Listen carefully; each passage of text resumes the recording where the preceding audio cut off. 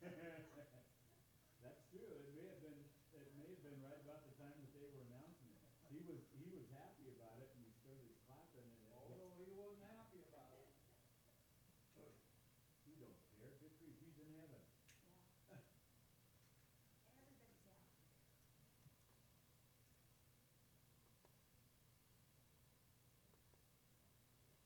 We say that, but yet Satan fell somehow. Like, Satan was in heaven at one point, but he wasn't happy, so he left. Yeah, it just got announced. And this fire is going crazy. The one out. Oh, this got 500 and some odd acre one? 502 acres, 20% contained. 20%. That must be kind of in the wilderness area, right, I'm guessing, so that they're not getting to it as much? Yeah. We drove through there.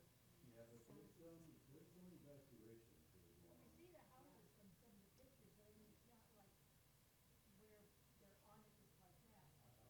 It's actually only about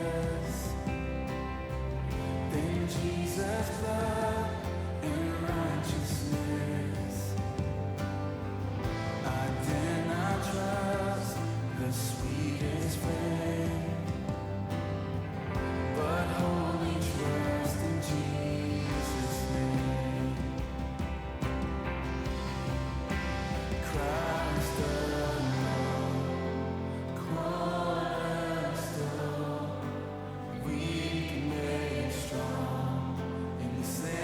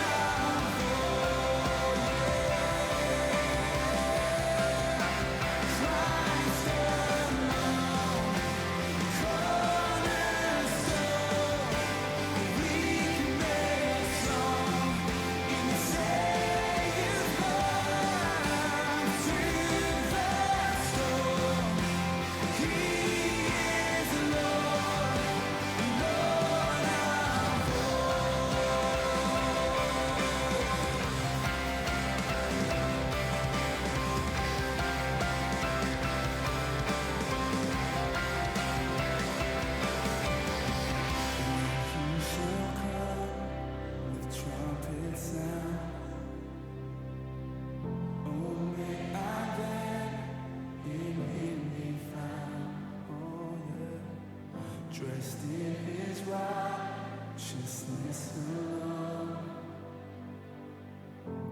Faultless stand before the throne.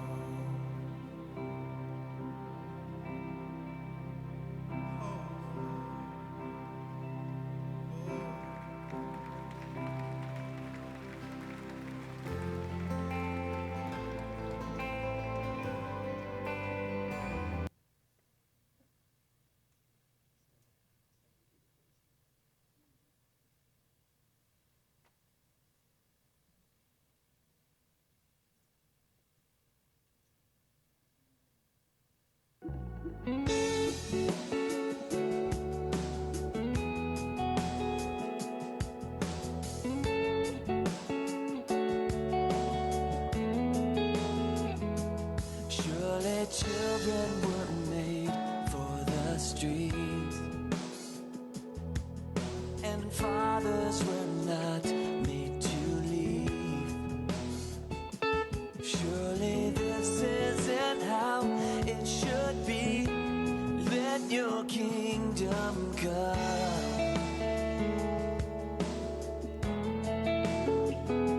Surely nations were not made for war, or the broken men to be ignored.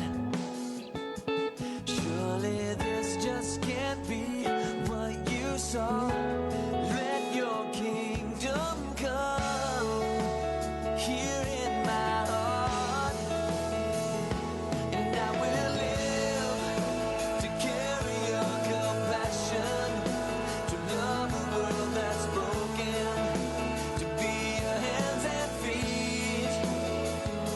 And I will give with the life that I've been given, and go beyond religion to see the world be changed by the power of your name.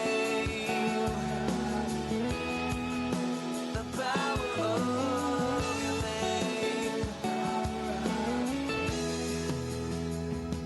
Surely life wasn't made to regret,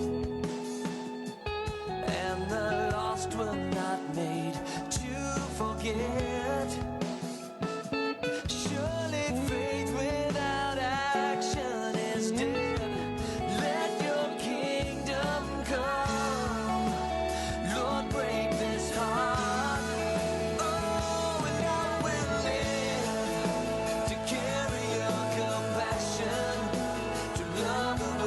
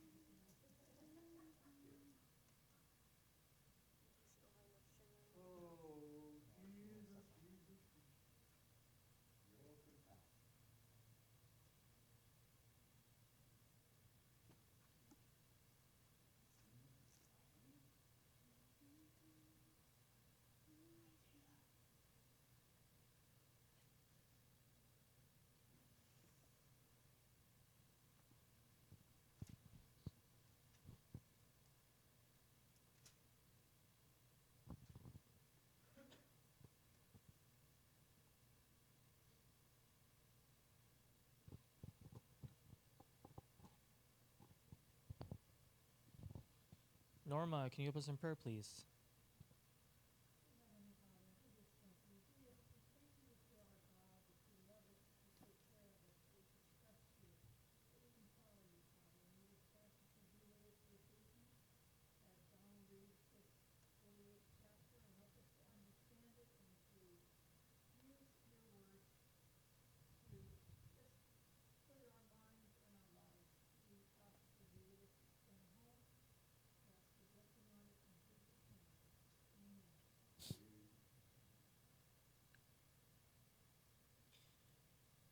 Okay, we're on Genesis 48. We are getting very close to the end of this book.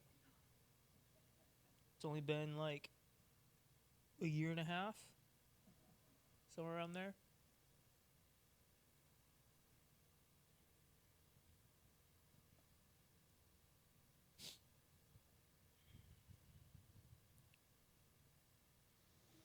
So the last thing that happened is Joseph's been collecting things on behalf of Pharaoh for Egypt, including land, cattle,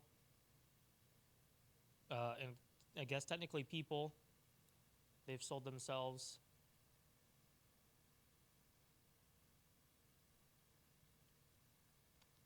And Jacob is getting close to the end of his life.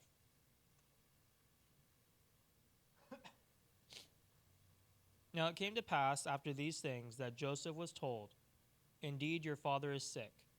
And he took with him his 2 sons, Manasseh and Ephraim. And Jacob was told, "Look, your son Joseph is coming to you." And Israel strengthened himself and sat up on the bed. Then Jacob said to Joseph, "God Almighty appeared to me at Luz in the land of Canaan and blessed me, and said to me, 'Behold, I will make you fruitful and multiply you, and I will make of you a multitude of the people, and give this land to your descendants after you as an everlasting possession.' And now your 2 sons, Ephraim and Manasseh, who were born to you in the land of Egypt before I came to you in Egypt, are mine. As Reuben and Simeon, they shall be mine. Your offspring, whom you beget after them, shall be yours. They will be called by the name of their brothers and their inheritance. But as for me, when I came from Padan, Rachel died beside me in the land of Canaan on the way, when there was but a little distance to go to Ephrath. And I buried her there on the way to Ephrath, which is Bethlehem." Then Israel saw Joseph's sons and said, "Who are these?" And Joseph said to his father, "They are my sons, whom God has given me in this place." And he said, "Please bring them to me, and I will bless them." Now the eyes of Israel were dim with age, so that he could not see. Then Joseph brought them near him, and he kissed them and embraced them. And Israel said to Joseph, "I had not thought to see your face, but in fact God has also shown me your offspring." So Joseph brought them from beside his knees, and he bowed down with his face to the earth. And Joseph took them both, Ephraim with his right hand toward Israel's left hand, and Manasseh with his left hand toward Israel's right hand, and brought them near him. Then Israel stretched out his right hand and laid it on Ephraim's head, who was the younger, and his left hand on Manasseh's head, guiding his hands knowingly, for Manasseh was the firstborn. And he blessed Joseph and said, "God, before whom my fathers Abraham and Isaac walked, the God who has fed me all my life long to this day, the angel who has redeemed me from all evil, bless the lads. Let my name be named upon them, in the name of my fathers Abraham and Isaac, and let them grow into a multitude in the midst of the earth." Now when Joseph saw that his father laid his right hand on the head of Ephraim, it displeased him. So he took hold of his father's hand to remove it from Ephraim's head to Manasseh's head. And Joseph said to his father, "Not so, my father, for this one is the firstborn. Put your right hand on his head." But his father refused and said, "I know, my son, I know. He also shall become a people, and he also shall be great. But truly, his younger brother shall be greater than he, and his descendant shall become a multitude of nations." So he blessed them that day, saying, by you Israel will bless, saying, may God make you as Ephraim and Manasseh. And thus he set Ephraim before Manasseh. Then Israel said to Joseph, behold, I am dying, but God will be with you and bring you back to the land of your fathers. Moreover, I have given to you one portion above your brothers, which I took from the hand of the Amorite with my sword and my bow.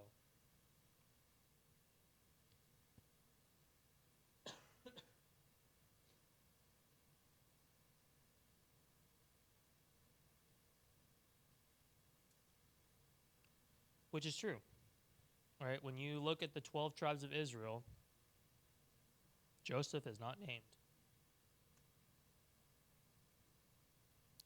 Joseph's not there, right? Because his two sons are what are named.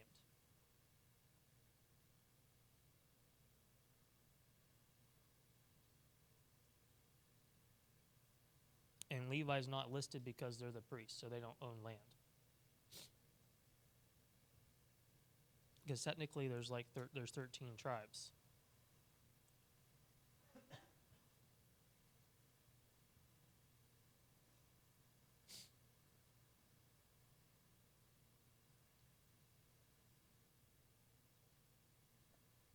Isn't part of their land on the other side of the Jordan there? That's how big it is. Yeah. The land that they were originally given is way bigger than the land they currently control right now. But the two tribes on the other side of the Jordan, they conquered that first, and then they were reluctant to help the rest of their brothers because they already had their land. And that was part of the reason why, as they went through and they conquered north, they had fewer and fewer people to keep conquering. And so they kind of sputtered out. And the north is what fell first. And most of it's because they still had so many natives still there that they didn't get rid of.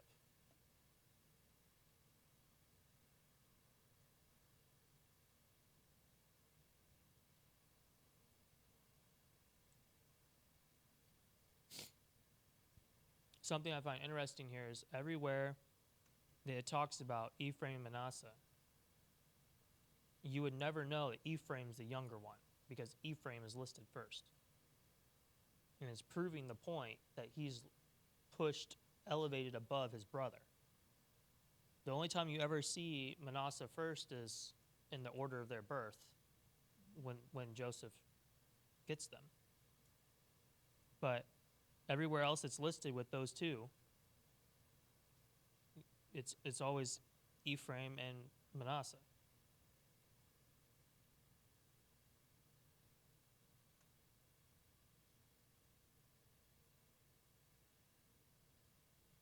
Stands out to me that this is a big deal about the birth order, and Ephraim had this birthright in his tradition, passed down and passed down, and yet if you wanted to change it, sometimes fathers or grandfathers did. They took the one they thought that God wanted them to have their birthright, or whatever you call it, God wanted to call birthright, but the order. They could change the blessing.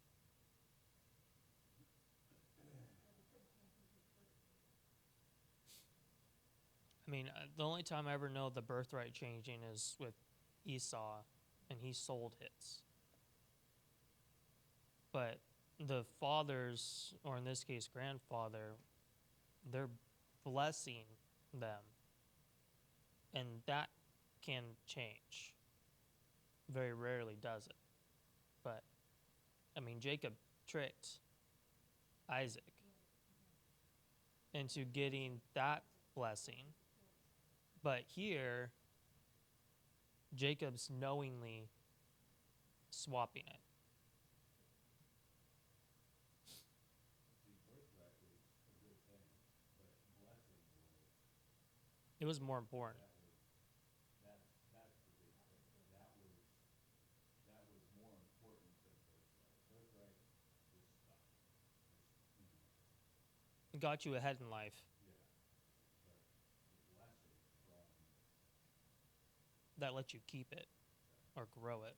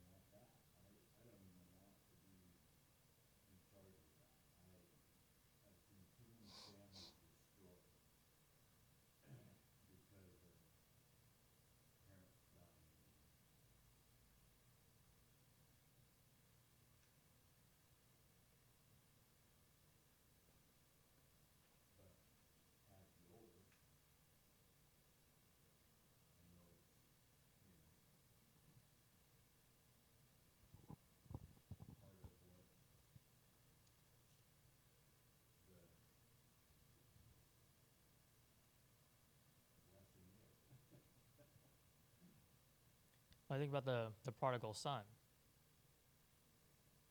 You know, he's so fixated on the inheritance, which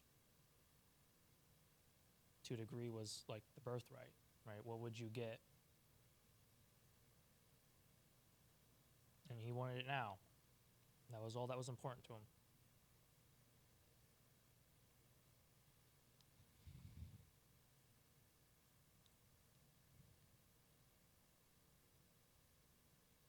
It's interesting too, this the very end of this chapter. You know, Israel's dying. He knows he's dying. And he's like, what do you say on your deathbed almost? And here he is telling Joseph, you know, God will be with you and he will take you back. Right?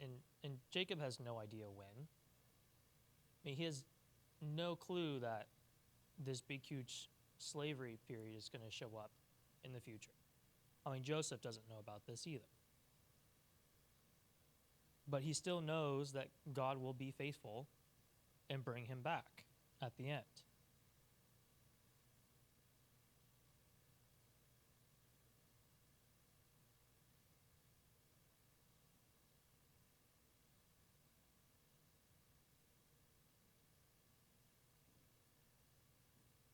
He's about 147 years old here when he's giving that blessing out. He's blind, can't see.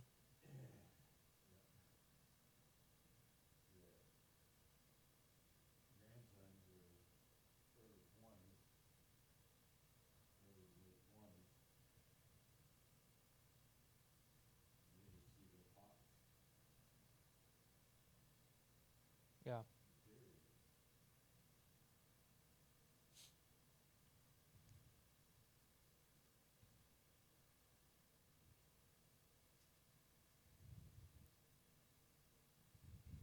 Okay, well, this chapter is really short. So anything else that's stuck out?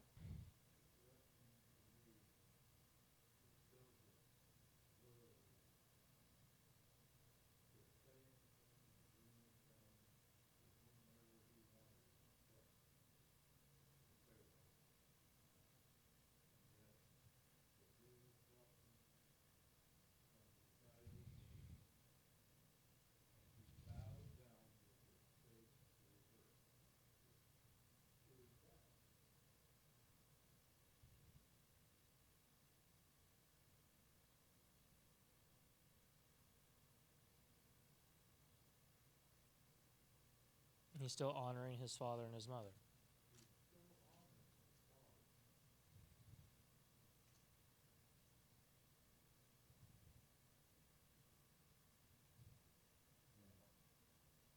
I had a little bit of a talk, but quite a bit of a long text with Bethany.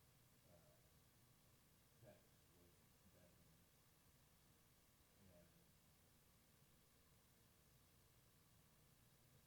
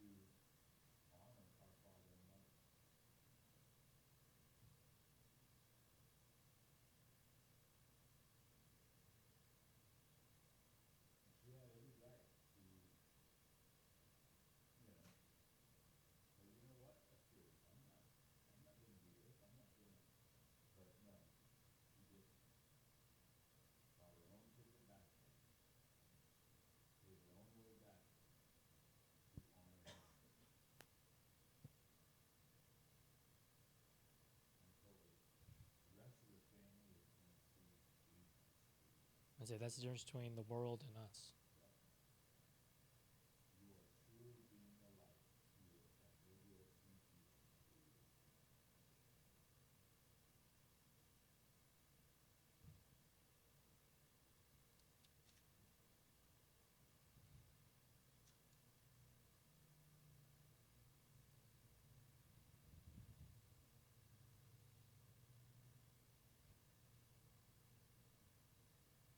Okay, I'm going to read chapter 49.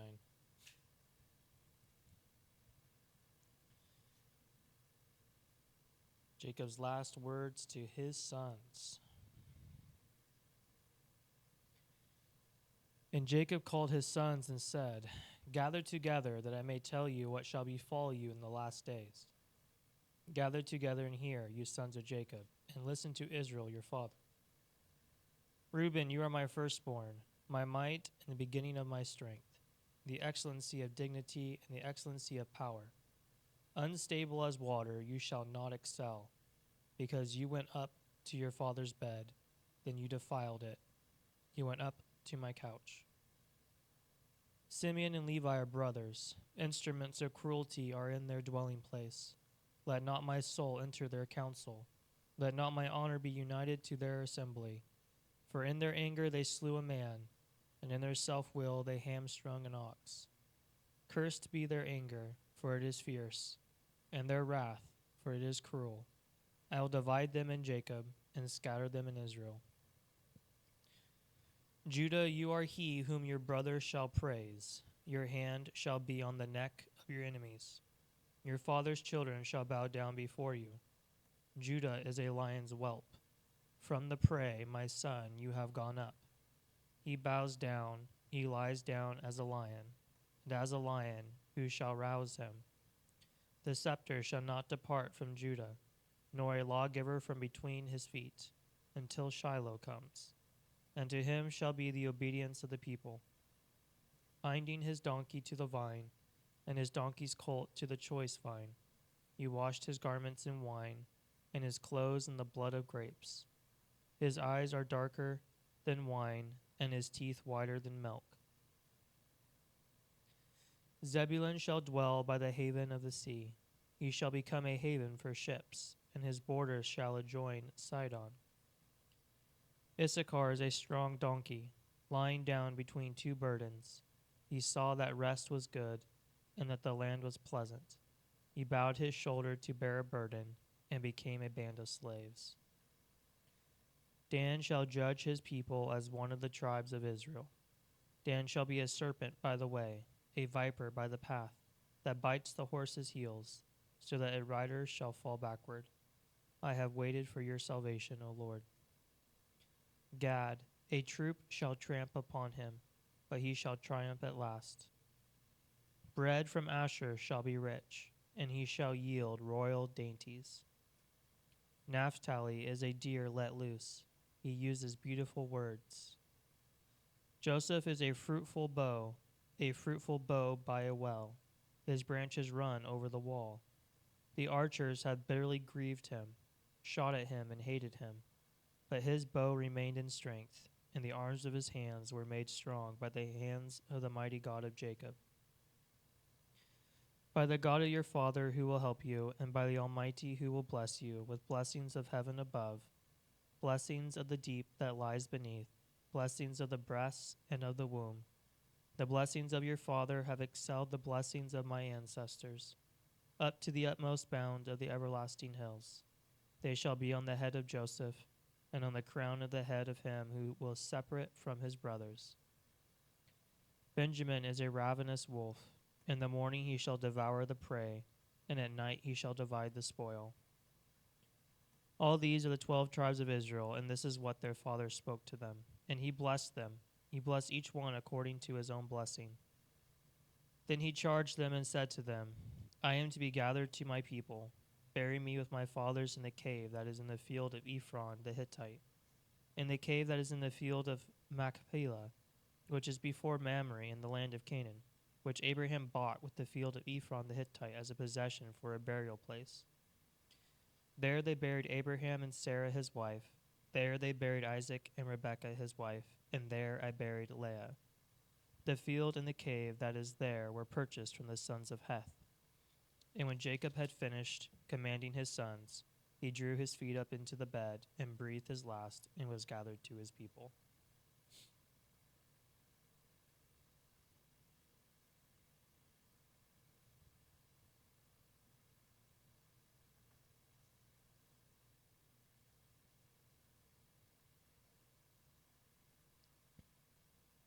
Some of these so-called blessings I would not actually want to be given. It's like, ooh, well, I guess you're 147, 148 years old and can't be here to say whatever you want. Yeah. Well, and some have a lot to be talked about, and some have 2 lines.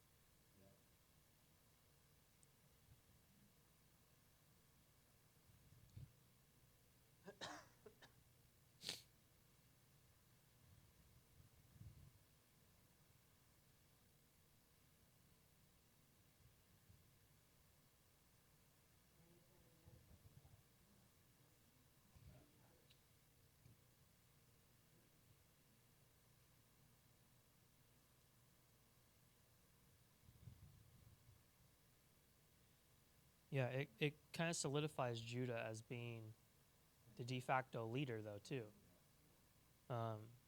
It it gives the reasons why Reuben and Simeon and Levi, who are the first, second, and third born, are not qualified to be in charge.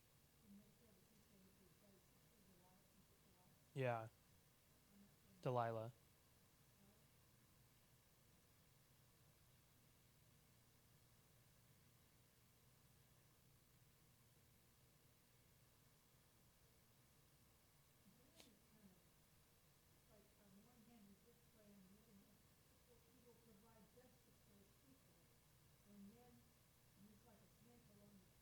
Who?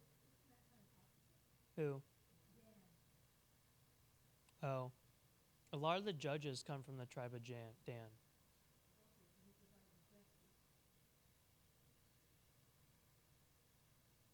Um, I mean, so you also think about, the 12 tribes. You have 10 of them that are the northern tribes. And you have 2 that are the southern tribes. And the northern tribes, when they split, are the ones that have bad king after bad king after bad king. And they're the first ones invaded, they're the first ones carted off. Dan does not necessarily help that case because some of the people that are leaders of Dan tend to lead everyone else astray.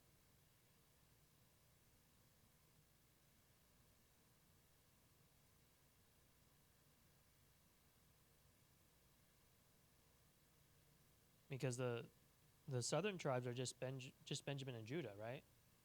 Those are just those 2 that kind of hang on. All the other tribes are classified as the northern tribes when they do finally split.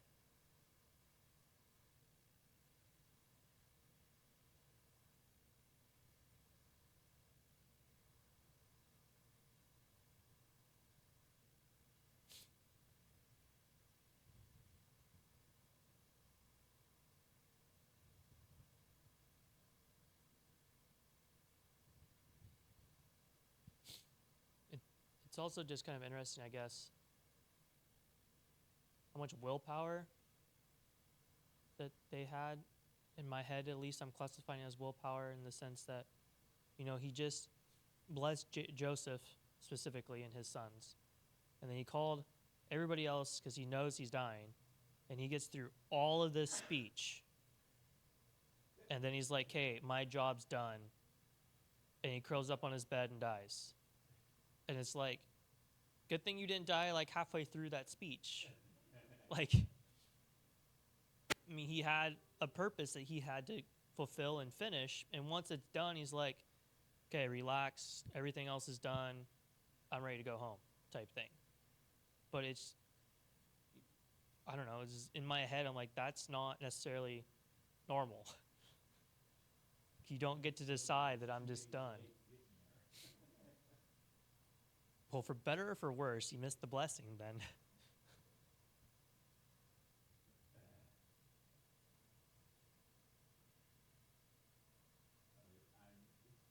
It just shows again the hand of God in that, because somebody may have been late getting there, but yet it wasn't time.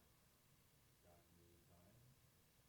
Yeah. But he knew what had to be done, and that's the way it was done. And the other thing too is because Rachel's buried separate, right? She died on the way. She died traveling. They buried her where she died. But for all the not problems that just from him marrying Leia and her battle with her own mind of being wanted and cherished and everything else that like a wife should have. She is the one that gets to be buried with Jacob, with all the other ones, and she gets that kind of respect and standing by herself for being married to Jacob, which I find very fitting at the end. And Rachel misses out on that just because of how circumstances went. But because this is the first time we've actually, talked about Leia being dead or where she's buried. It's never actually said so far that I remember that she died. But she had to have died before the famine, if she got buried there.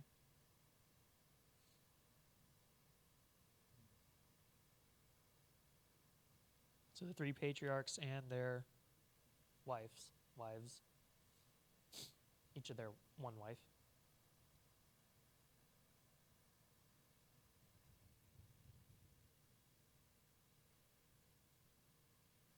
And those are the only ones that got buried there.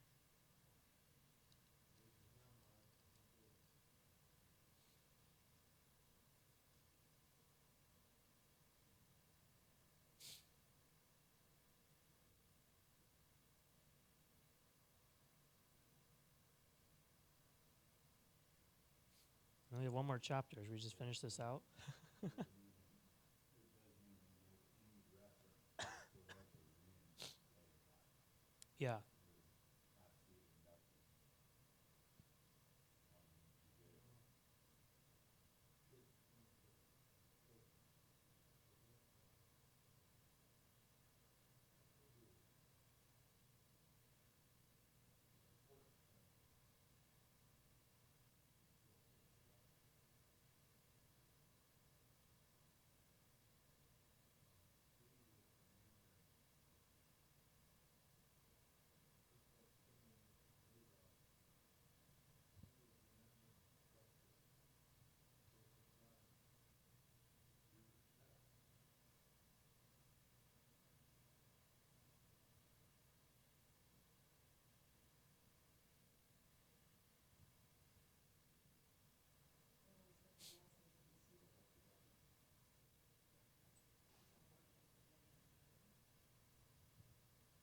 Well, like Issachar. What an elaborate way to say that you're really strong, but you're going to be a slave.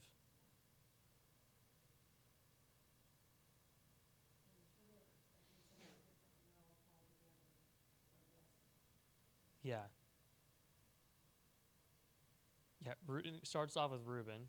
He's the eldest. He's like, oof, that wasn't really what I had in mind. And then Simeon and Levi, so everyone else is sweating bullets. And then Judah comes along and is like, okay, maybe it's not all bad. Zebulun wasn't bad. It was more just factual.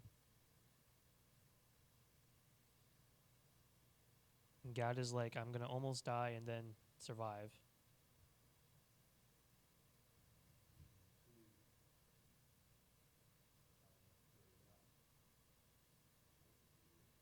Yeah?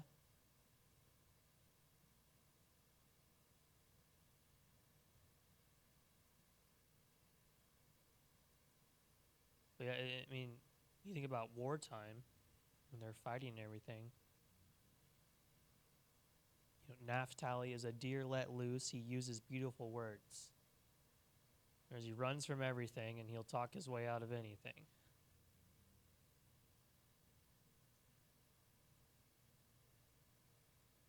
Bread from Asher shall be rich, and he shall yield royal dainties.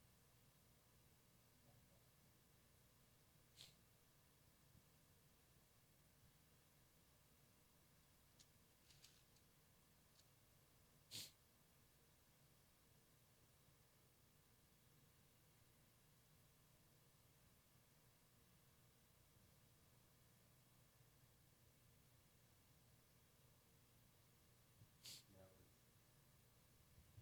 was, I don't know if I, I mean, I knew it, but I didn't realize it, where Leah was buried, and that it was with, alongside all the other patriarchs and matriarchs up to that point. I mean, it was something that, it was like,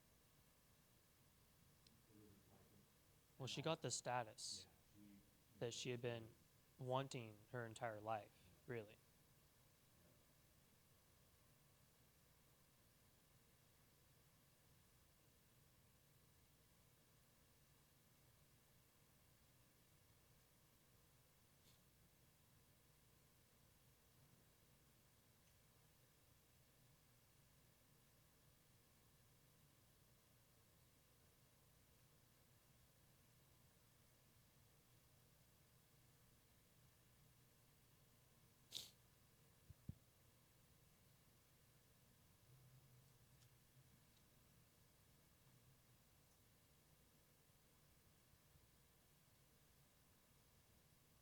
Well, in 2 weeks. Is it just 2 weeks? We don't have 5 weeks in this month. So 2 weeks we'll finish Genesis. big 5-0. And we will learn why they don't carry Jacob out of Egypt, but they carry Joseph.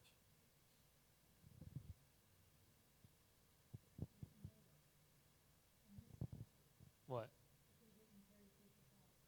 Out of slavery, when they left out of slavery? Yeah.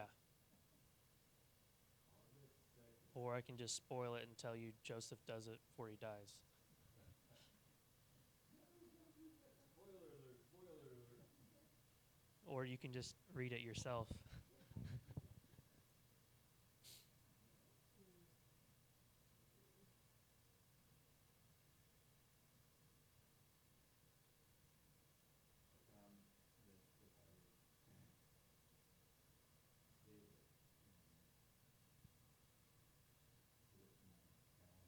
Yeah.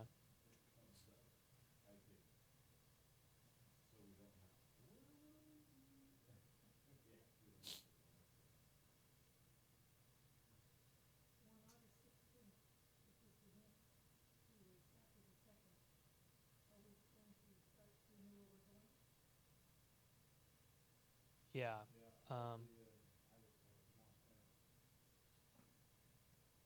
So the 16th, I won't have evening service because I am racing the half marathon in the Ironman leg that's here in Reading. And I'm hoping I will get to start running at 11:30 because I'm the last of the relay. So it's going to be very hot and I'm going to be pretty tired. But answering your question from a biblical perspective, I think I want to go into Colossians. So we'll start that the next. Yeah. And did he tell Mary that there's not going to be, no, it's not going to have the second one, it's still going to be chosen.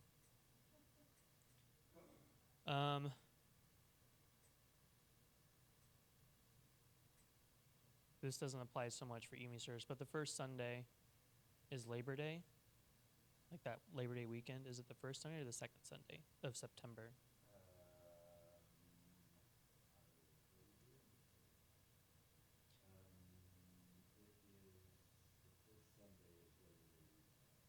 So I won't be here in the morning because that's when I'm speaking at Happy Valley. So I'll have to get that covered for the morning, but I'll be here for the evening. The other thing, more for you, Paul, than anybody else, but I should be able to get my teacher credential completely finalized by the end of this year. Finally, theoretically. I'll find out beginning of August. The, the calendar year, not the school year. Because I'll finally get cleared in the middle of September if they authorize it this month. Then it'll get cleared then, but it's still going to take 2 to 3 months before the credential would actually get given to me because of all the paperwork stuff. If I get an actual teaching job in the spring, then I don't know how busy that's going to put me. So I can still be in charge of evening service through the fall, but then after that, I'm not for sure.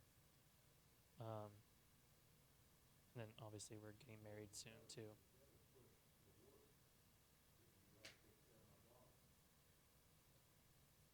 I have work. It's just a promotion and work basically. Because once my clearance clears, I can go back to subbing. So I can sub the rest of the fall, and the city of Reading job will overlap that. So I'll actually have a decent amount of work, but it's effectively 2 part-time jobs. Yeah. So spring, though, if I find a position that's open, needs a teacher, and I fill that, then that's a whole lot more bigger deal than subbing. No. Yeah. Yeah. Yeah. But you also have to do all of the work that goes along with it. That when I show up as a sub, I get handed all the work. I get to just give the kids. It's a whole lot easier. Well, that's the reason why you make the money you make as a sub and you make this as a teacher.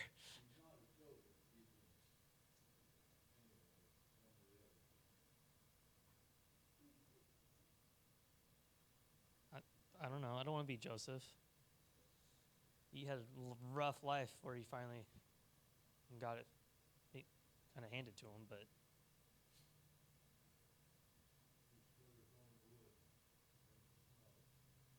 there was no snow there. Uphill, both ways, with 110-degree weather and 15 foot of snow. As you shot the deer below the road. Yeah. My dad used to get the firewood below the road, and you have to carry it up to the truck. Well, it's like, Dad, there's wood right there. See it? And it's closer, so if we can get it back, split, loaded in the truck, we'd be done. No, we're gonna leave that for the people that are not able to get it. It's like, yeah, like everybody else that's gonna see that wood is gonna Yeah. think like you're thinking. Yeah. All right. Gail, can you close us in prayer?